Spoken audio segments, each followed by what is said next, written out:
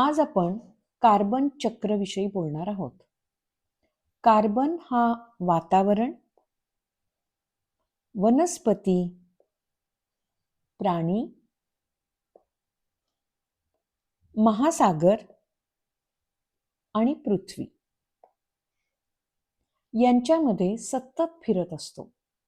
वनस्पती प्रकाश संश्लेषण प्रक्रियेद्वारे वातावरणातील कार्बन डायऑक्साईड शोषून अन्न तयार करतात. प्राणी वनस्पती किंवा इतर प्राण्यांचे सेवन करून कार्बन मिळवतात. सजीव श्वसन करताना, मृत सजीवांचे विघटन होताना किंवा इंधन जाळल्यावर कार्बन डायऑक्साईड पुन्हा वातावरणात सोडला जातो. काही कार्बन लाखो वर्ष जीवाश्म इंधन आणि खडकांमध्ये साठवला जातो. इथं दिसतंय तुम्हाला.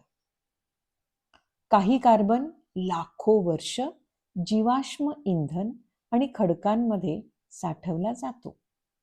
कार्बनचा हा सतत चालणारा प्रवास म्हणजेच कार्बन चक्र, जे पृथ्वीवरील जीवन आणि हवामानाचा समतोल राखण्यासाठी अत्यंत महत्त्वाचे आहे.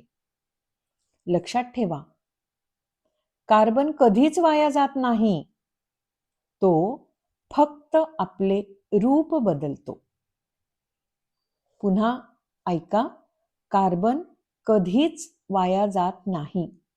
तो फक्त आपले रूप बदलत राहतो.